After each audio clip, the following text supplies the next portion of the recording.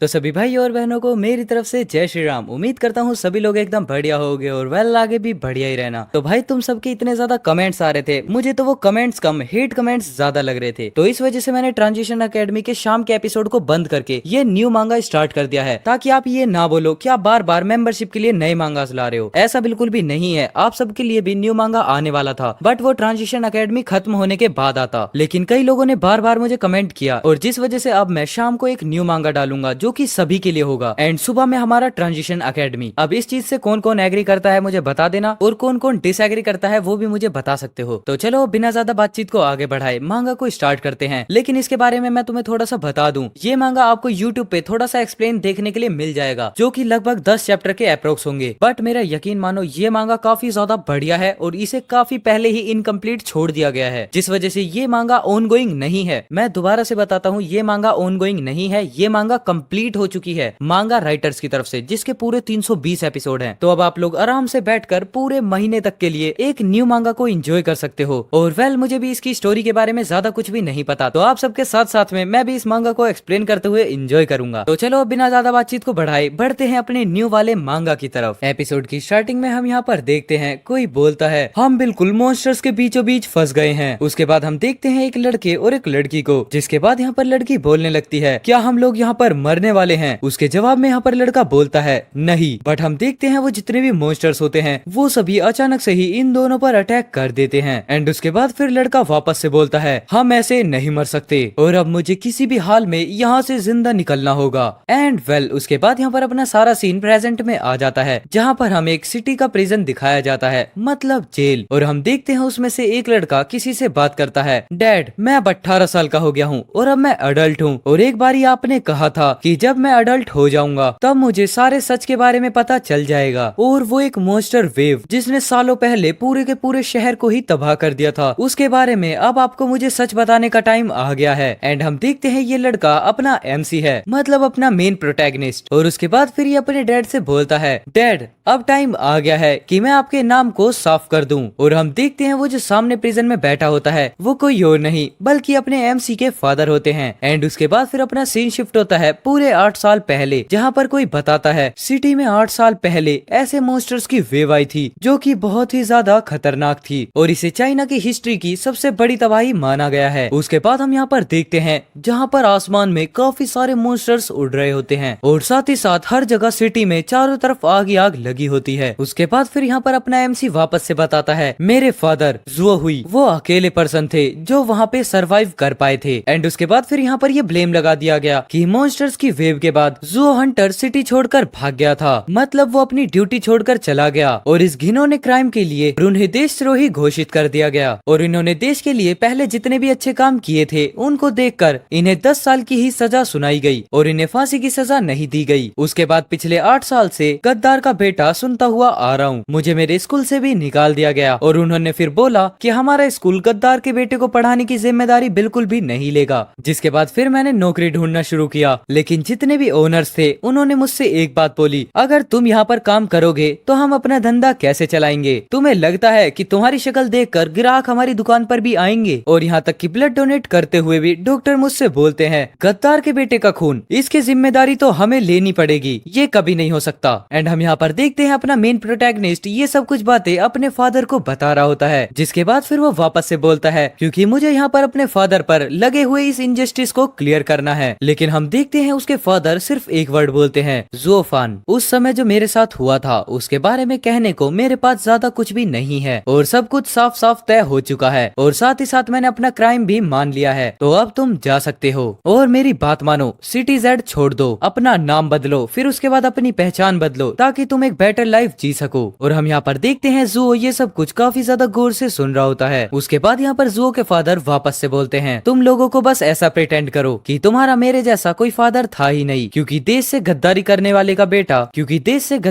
वाले का बेटा होना आसान नहीं होता। बट हम यहाँ पर देखते हैं इतना सुनने के बाद जो जुओ होता है वो टेबल पर काफी ज्यादा ही जोर से हाथ पटकते हुए बोलता है मैं इस सब पर विश्वास नहीं करता। जिसके बाद फिर वो चिल्लाते हुए बोलता है डैड आप उस टाइप के पर्सन बिल्कुल भी नहीं हो। लेकिन हम यहाँ पर देखते हैं उसके बाद अपना जुओ प्रिजन कॉलिंग सेंटर से बाहर आने लगता है, जिसके बाद यहाँ पर एक प्रिजन गार्ड उसे देखकर बोलता है वो देखो वो बाहर आ गया, ओह ये तो एक टेररिस्ट का बेटा है ना। उसके बाद हम देखते हैं जुओ के पास एक गार्ड जाता है और उसके बाद फिर वो जुओ से बोलता है अगर तुम अगली बार मिलने आते हो तो उसके बदले तुम्हारी फीस को 3 गुना बढ़ा दिया गया है। जिसके बाद यहाँ पर इतना सुनने के बाद जुओ काफी ज्यादा ही शौक होते हुए बोलता है क्या 3 टाइम्स, ये तो 1000 से भी ऊपर चले जाएंगे, आखिरकार आप इतना ज्यादा क्यों बढ़ा रहे हो। उसके बाद हम देखते हैं वो प्रिजन गार्ड बोलता है ये हमारे हायर सबका डिसीजन है, मतलब सीनियर्स का, और हम तुम्हें तुम्हारे फादर से मिलने की इजाजत दे रहे हैं। यही तुम्हारे लिए बहुत ज्यादा काफी है क्योंकि आफ्टर ऑल तुम्हारे फादर ने देश से गद्दारी की थी। लेकिन हम देखते हैं इतना सुनने के बाद जो अपना जुओ होता है उसे काफी ज्यादा गुस्सा आने लगता है। जिसके बाद फिर वो सोचता है एक ऐसा पर्सन जिसने अपनी जान को जोखिम में डाला और कंट्री के लिए काउंटलेस कॉन्ट्रीब्यूशंस दिए, आखिरकार फिर वो गद्दार कैसे हो सकते हैं। जिसके बाद हम देखते हैं जुओ को ये सब कुछ सोचते हुए काफी ज्यादा गुस्सा आ रहा होता है और इसके साथ साथ फिर वो बोलता है मैं डेफिनेटली सच का पता लगा कर रहूंगा। जिसके बाद यहाँ पर अपना सीन शिफ्ट होता है और हम देखते हैं जुओ सिटी में आ चुका है और वो चलते चलते सोचता है सिर्फ $450 ही मिलने की फीस हर महीने मेरी जेब को खाली कर देती है और अब तो ये 3 गुना ज्यादा हो गया है। आखिरकार ये सब कुछ अब मैं हैंडल कैसे करूंगा। स्टारफॉल वॉरियर रिजर्व बनाने के बाद मैंने इतने सालों तक मर्सनरी गिल्ड में कुछ पैसे कमाने के लिए ही अपनी जान को दांव पर लगा दिया था। उसके बाद हम देखते हैं इतना बोलने के साथ साथ जू अपने हाथ पर कुछ मैजिक जैसा लेकर आ जाता है और उसके बाद हम देखते हैं वो वापस से बोलता है एक ऑर्डिनरी हेल्थ पर्सन हर चीज में ही फर्स्ट होगा, मतलब हर कैटेगरीज के अंदर, और एक ऑफिशियल स्टारफॉल वॉरियर के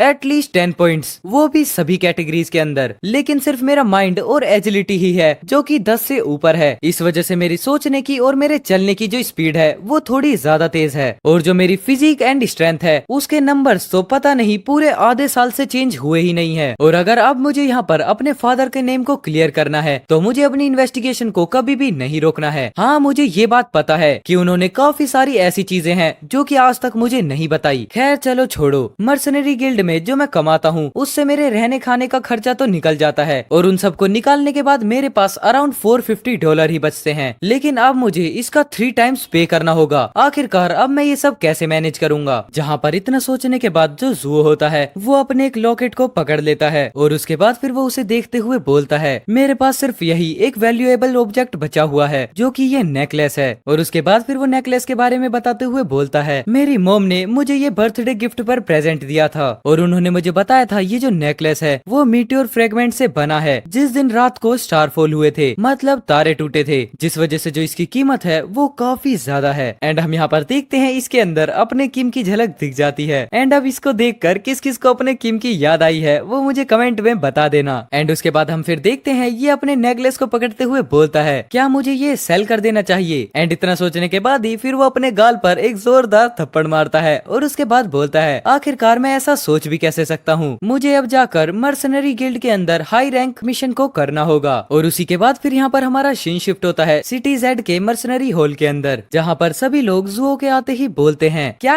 ये कचरा फिर से यहाँ आ गया, ये 3 साल से अवेकंड है और अभी भी सबसे ज्यादा कमजोर, ये तो बिल्कुल स्टारफॉल वॉरियर्स का रिवर्स है और अभी भी काफी ज्यादा कमजोर स्टारफॉल वॉरियर रिजर्व के अंदर। जिसके बाद फिर कोई और बोलता है मुझे ऐसा लगता है कि अपनी पूरी जिंदगी में सिर्फ इतना ही कर पाएगा। एंड उसके बाद फिर कोई और बोलता है आखिरकार देश से गद्दारी करने का नतीजा तो यही होना था। और इन सब की बातें सुनने के बाद जुओ मन में सोचने लगता है यहाँ के लोग आज भी इतना ज्यादा ही शोर करते हैं। एंड उसके बाद हम यहाँ पर देखते हैं एक मोटे से पर्सन को जिसे कोई अंकल फैटी करके बुलाता है। एंड हम यहाँ पर देखते हैं ये कोई और नहीं बल्कि जुओ होता है। जिसके बाद फिर वो आते ही बोलता है क्या आप मेरे लिए कुछ ठीक ठाक से ई रैंक मिशन ढूंढ सकते हैं। लेकिन हम देखते हैं इतना सुनने की वजह से वो बूढ़ा काफी ज्यादा ही गुस्से में आ जाता है और उसके बाद फिर वो आते ही जुओ के सर पे एक जोरदार रख के देता है। एंड फिर वो चिल्लाते हुए बोलता है बदतमीज, मैंने तुम्हें कितनी बार कहा है कि मुझे अंकल गाओ कहो। हाँ, इनका नाम अंकल गाओ है और क्या तुम मुझे यहाँ पर मर्सनरी गिल्ड से बाहर निकलवाना चाहते हो। इसके बाद फिर वो बोलते हैं ई रैंक मिशन, वो भी तुम्हारी करंट स्ट्रेंथ को देखकर। ओह, तो इसका मतलब ई रैंक मॉन्स्टर्स के डंजन में जाना बेसिकली सुसाइड होगा। और हम देखते हैं इतना बोलने के साथ साथ यहाँ पर अंकल गाओ अपने सिगार को जलाने लगते हैं। इवन तुम्हें एफ रैंक की डंजन्स में जाने के लिए भी एक ऑफिशियल स्टारफॉल वॉरियर को लेकर जाना पड़ता है खुद की प्रोटेक्शन के लिए। और वैसे भी तुम सच में काफी ज्यादा ही लकी हो कि तुम इतने लॉन्ग टाइम से सरवाइव करते हुए आ रहे हो। यहाँ तक कि अगर मैं बोलूँ तो तुम एक एफ रैंक की डंजन्स के अंदर भी बलि के बकरे ही हो। जिसके बाद फिर वो वापस से कंटिन्यू करते हुए बोलते हैं तुम यहाँ पर सिर्फ एक स्टारफॉल वॉरियर रिजर्व हो, तो इसका मतलब ये है कि तुम एक ई रैंक के मॉन्स्टर डंजन के अंदर भी सरवाइव नहीं कर पाओगे। जितना सुनने के बाद फिर यहाँ पर अपना जुओ बोलता है, मुझे ये सब कुछ पता है अंकल गाओ, लेकिन आखिरकार मेरे पास और कोई चॉइस नहीं है। एंड उसके बाद हम यहाँ पर देखते हैं जो अंकल गाओ होते हैं वो थोड़ा सोचते हैं, जिसके बाद फिर वो वापस से बोलते हैं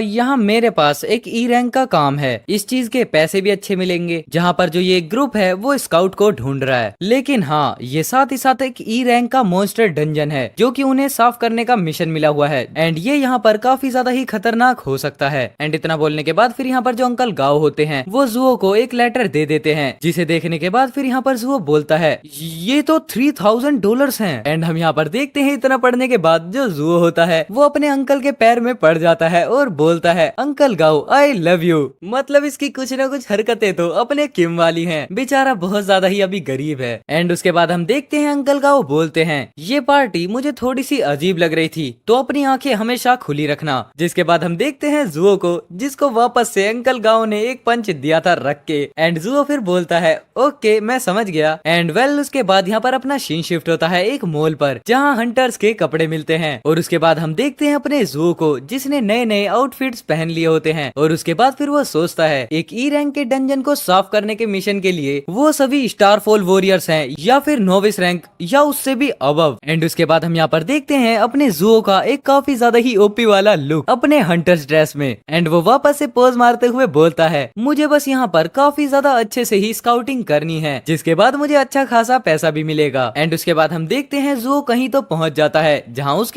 उसके सामने एक पार्टी खड़ी होती है। और उसे दूर से ही देखने के बाद जुओ बोलता है मुझे ऐसा लगता है कि इस बार मुझे उठाया जाएगा। और वो यहाँ पर धीरे धीरे करके आगे बढ़ ही रहा होता है, लेकिन तभी उस टीम में से एक लड़की उसे नोटिस करती है। एंड उसके बाद फिर वो बोलती है ओह तो तुम स्काउट हो जिसे अंकल गाओ ने रिकमेंड किया था। एंड इतना बोलने के बाद फिर वो अपना इंट्रोडक्शन देते हुए बोलती है मैं इस कॉम्बैट पार्टी की लीडर हूँ और मेरा नाम है मो यिनयुए, जिसे हम मुंह करके बुलाने वाले हैं क्योंकि इसका नाम सच में काफी ज्यादा ही डिफिकल्ट है। एंड उसके बाद हम यहाँ पर देखते हैं जुओ ये सब कुछ सुनने के बाद उसको काफी ज्यादा शौक होते हुए देखता है। एंड फिर मन में सोचता है इसके वेपन्स और इक्विपमेंट्स को देखकर ऐसा लगता है कि एक लेडी है और साथ ही साथ इंटरमीडिएट रैंक स्टारफॉल की वॉरियर। एंड वेल इसी के साथ यहाँ पर ये वाला एपिसोड खत्म हो जाता है। आई होप आपको एपिसोड अच्छा लगा होगा, अगर नहीं भी अच्छा लगा है तो 2 से 3 दिन वेट करो, एपिसोड अच्छा लगने लग जाएगा, अपने आप ही पूरा मांगा अच्छा लगने लग जाएगा। एंड प्लीज मेरी उनसे रिक्वेस्ट रहेगी कि कोई भी कमेंट में बार बार स्पैम ना करे कि ये एक्सप्लेन्ड है, क्योंकि मुझे ये बात पता है। एंड मुझे ये भी पता है कि इसके कम से कम 10 से 15 चैप्टर्स एक्सप्लेन है, तो फिर मैं सिर्फ 10 और 15 चैप्टर्स के लिए पूरे 300 चैप्टर्स को तो नहीं छोड़ सकता। एंड ये बात आपको भी काफी अच्छे से पता होगी। तो चलो इस वाले एपिसोड को यहीं पर खत्म करते हैं एंड मैं मिलता हूँ कल एक और नए इसी के एपिसोड के साथ। तब तक के लिए take care, goodbye and जय श्री राम सभी भाइयों को।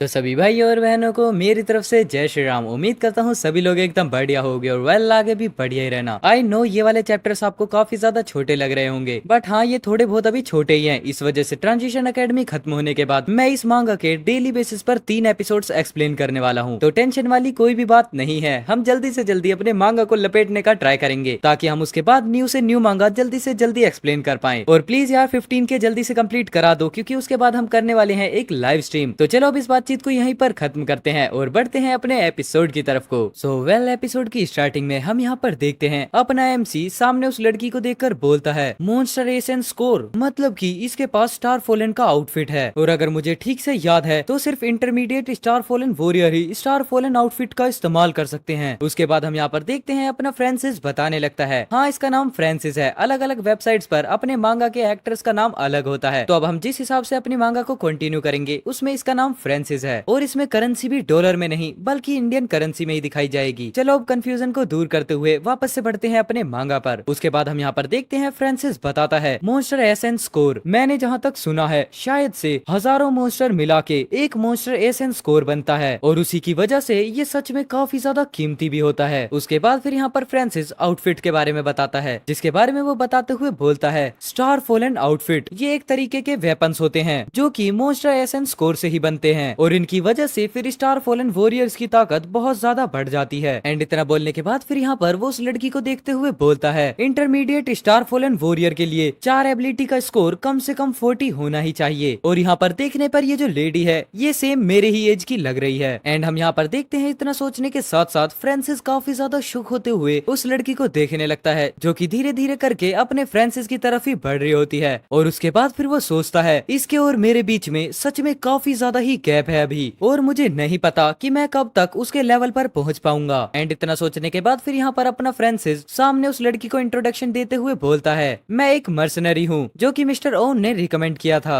एंड हम देखते हैं इतना बोलने के बाद फ्रांसिस अपना हाथ आगे बढ़ाते हुए बोलता है, मेरा नाम फ्रांसिस है हॉलेट। एंड वो डरते डरते मन में ये भी सोच रहा होता है, मुझे उम्मीद है कि वो मेरे फादर के बारे में नहीं सोचेगी और वो यहाँ पर कोई भी ट्रबल भी नहीं करेगी। उसके बाद हम देखते हैं ये दोनों हाथ मिलाने ही वाले होते हैं, लेकिन तभी एक पर्सन आ जाता है और वो हॉलेट को साइड में करते हुए बोलता है, नाइस टू मीट यू। और उसके बाद फिर वो बोलता है, क्या तुम वो कैनन फोल्डर हो जिसे मर्सनरी गिल्ड ने यहाँ भेजा है। एंड हम देखते हैं उसके बाद यहाँ पर फ्रांसिस सोचने लगता है, क्या कैनन फोल्डर। और उसके बाद हम देखते हैं वो जो दूसरा हंटर होता है वो अपने फ्रांसिस का हाथ काफी ज्यादा जोर से ही दबाने लगता है, जिसे देखने के बाद यहाँ पर फ्रांसिस सोचता है ये सच में काफी ज्यादा ही दर्द कर रहा है। लेकिन हम देखते हैं तभी वहाँ पर कोई आता है और वो बोलता है, बहुत हुआ नाइजिल। एंड इस कन्वर्सेशन के बीच हमें पता चलता है उस हंटर का नाम नाइजिल होता है, जिसके बाद हमें दिखाया जाता है यहाँ पर एक बूढ़े पर्सन को, जो कि बोलता है, क्या तुम्हें यहाँ पर स्टार फॉलन वॉरियर रिजर्व के अंदर एक मेंबर को बुली करना शर्मनाक नहीं लगता। उसके बाद हम देखते हैं नाइजिल फ्रांसिस का हाथ छोड़ते हुए हंसते हुए बोलता है,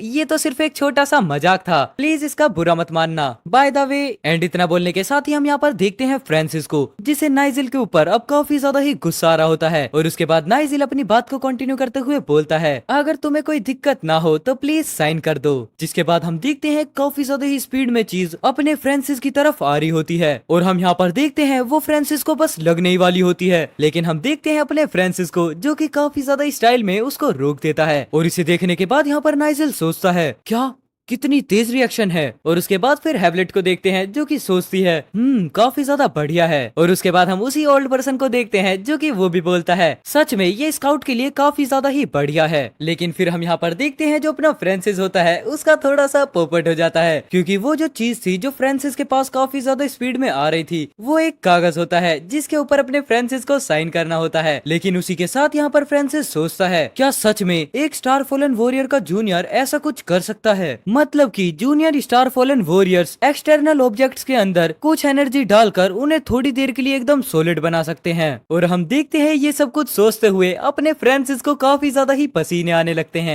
जिसके बाद फिर यहाँ पर हैवलेट बोलती है, उसके अंदर स्काउट बनने का पोटेंशियल तो है, इसका मतलब मिस्टर ओवन ने हमसे झूठ नहीं बोला था। और इतना सोचने के बाद फिर यहाँ पर हैवलेट पीछे पलट कर जाते हुए बोलती है, मिस्टर मूरे यहाँ से अब आप इंचार्ज होगे। और हमें यहाँ पर पता चलता है उस ओल्ड पर्सन का नाम मूरे होता है। जिसके बाद फिर यहाँ पर मूरे बोलता है, हंटिंग के रेगुलेशंस के according star fallen warrior reserve का मेंबर ई लेवल मॉन्स्टर्स के डंजन्स के अंदर हंटिंग नहीं कर सकता। तो अब तुम यहाँ पर एग्रीमेंट को देख लो और अगर कोई दिक्कत ना हो तो इसे साइन भी कर दो। जिसके बाद हमें पता चलता है ये सब कुछ बातें मूरे अपने फ्रांसिस को ही बोल रहे होते हैं। एंड फिर यहाँ पर फ्रांसिस भी अपनी आंखें खोलते हुए आसपास देखते हुए बोलता है, तो टोटल 6 पीपल्स हैं और उनमें से भी ज्यादातर जूनियर स्टार फॉलन वॉरियर्स हैं, जिसके साथ साथ उनके पास काफी ज्यादा ही बढ़िया वाले हथियार भी हैं और 2 intermediate star fallen warriors star fallen outfits के साथ हैं। एंड उसके बाद हम यहाँ पर देखते हैं ये सब कुछ सोचते हुए अपना फ्रांसिस काफी ज्यादा खुश होता है और वो साथ ही साथ सोचता है, मुझे ऐसा लगता है कि ये जो टीम है ये ई लेवल के मॉन्स्टर से काफी ज्यादा ही ताकतवर है। और इतना सोचने के साथ साथ यहाँ पर फ्रांसिस अपने एग्रीमेंट पर साइन भी कर देता है, जिसका रिवॉर्ड हमें करेंसीज के अंदर 20,000 बताया जाता है। एंड फिर उसके साथ साथ यहाँ पर फ्रांसिस साइन करते हुए भी सोचता है, मैं तो सच में यहाँ पर काफी ज्यादा लकी हूँ क्योंकि अब मैं यहाँ पर बिना एफर्ट्स डाले भी पैसे कमा सकता हूँ। और फिर हम देखते हैं मूरे को जो कि काफी ज्यादा चिल्लाते हुए बोलते हैं, क्या सभी के वेपन्स रेडी हैं? तो चलो अब चलते हैं। और हम यहाँ पर देखते हैं पूरी की पूरी एक टीम को, जिसके अंदर अभी हमारा 4 लोगों से इंट्रोडक्शन हो चुका है एंड 2 अभी बाकी हैं। और फिर हम देखते हैं यहाँ पर कोई बताता है हम ई लेवल मॉन्स्टर के डंजन के अंदर एंटर हो चुके हैं। और उसके बाद हम देखते हैं यहाँ पर कोई वापस से बोलता है, दुनिया बदलने के बाद जहाँ इंसान रहते थे उन जगहों को बाहर के मॉन्स्टर्स ने अपने कब्जे में कर लिया,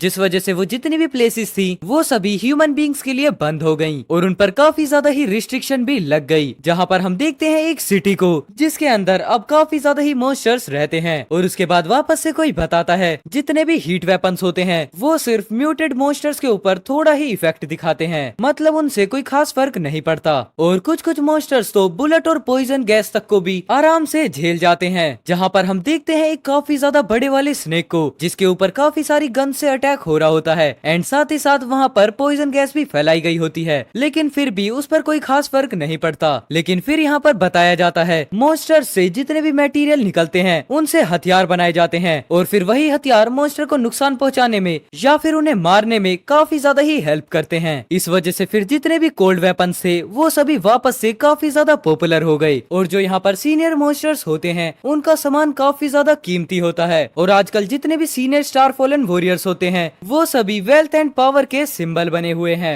बट हम यहाँ पर देखते हैं उसके बाद अपना सीन शिफ्ट होता है जहाँ पर बताया जाता है ब्राउन सिटी में ई लेवल मॉन्स्टर लेयर। ये ब्राउन सिटी का डाउनटाउन एरिया हुआ करता था, लेकिन अब मॉन्स्टर्स के घूमने की वजह से ये काफी ज्यादा खतरनाक इलाका बन गया है। एंड उसके बाद हम देखते हैं यहाँ पर अपने फ्रांसिस को जो कि छुपते हुए मॉन्स्टर्स को देख रहा होता है और उसके साथ साथ फिर वो सोचता है ये जो काफी ज्यादा अजीब सी साउंड है ये यही मॉन्स्टर कर रहा है। और हम देखते हैं सामने एक मॉन्स्टर्स के पूरे ग्रुप को जहाँ पर अपना फ्रांसिस बताता है ये है फिश लिजार्ड जो कि एक तरीके से ई लेवल मॉन्स्टर है और ये एक तरीके के म्यूटेड मॉन्स्टर है जिसके ऊपर काफी ज्यादा ही मोटी चमड़ी का एक आर्मर होता है जो कि इसे एक तरीके से अमर बनाने का काम करता है। और जो इसके ये दांत हैं ये एक मेटल प्लेट को भी चीर सकते हैं। लेकिन हम देखते हैं उस फिश लिजार्ड को जिसे अचानक से ही कुछ सेंस होता है और हम यहाँ पर देखते हैं जो अपना फ्रांसिस होता है वो अपने एरो एंड बो को लेकर उस पर अटैक कर देता है जो कि सच में देखने पर काफी ज्यादा पावरफुल होता है। एंड उसके बाद हम देखते हैं वो जो अटैक होता है वो सीधा फिश लिजार्ड के सामने आ जाता है एंड हाँ वो लग भी जाता है। लेकिन उससे पहले ही जो वो फिश लिजार्ड होती है वो अपनी आंख को बंद कर देती है जिसकी वजह से वो जो एरो थी वो अचानक से ही डिफ्लेक्ट हो जाती है, जिसे देखने के बाद यहाँ पर फ्रांसिस बोलता है ये क्या, ये तो बाउंस हो गई। बट अब जो फिश लिजार्ड थी उसने अपने फ्रांसिस को देख लिया था जिसकी वजह से वो काफी ज्यादा जोर से चिल्लाती है और सीधा अपने फ्रांसिस के ऊपर अटैक करने के लिए काफी स्पीड में भागने लगती है। और हम यहाँ पर देखते हैं अपने फ्रांसिस को जो कि भागते हुए बोलता है मैं मॉन्स्टर्स को अपनी तरफ अट्रैक्ट करने में एकदम सक्सेड हो चुका हूँ। और उसके बाद इतना बोलने के बाद फ्रांसिस पीछे पलट कर देखता है और बोलता है लेकिन आखिरकार इन ई लेवल मॉन्स्टर्स की स्पीड प्रोवाइडेड इंफॉर्मेशन से इतनी ज्यादा फास्ट कैसे हो सकती है। एंड हम यहाँ पर देखते हैं इतना बोलने के साथ साथ फ्रांसिस की हालत काफी ज्यादा खराब हो चुकी होती है और उसे काफी ज्यादा पसीने भी आने स्टार्ट हो जाते हैं। एंड वेल इसी फनी सीन के साथ यहाँ पर ये वाला एपिसोड खत्म होता है। अब हम नेक्स्ट एपिसोड में देखेंगे कि अपने फ्रांसिस के साथ क्या होता है और हमें ये जानने की भी काफी ज्यादा क्यूरियोसिटी रहेगी कि आखिरकार फ्रांसिस के पास ओपी लेवल की पावर्स कब तक आएंगी। तो चलो मैं मिलता हूँ आपसे कल एक और नए एपिसोड के साथ, तब तक के लिए take care, goodbye and जय श्री राम सभी भाइयों को।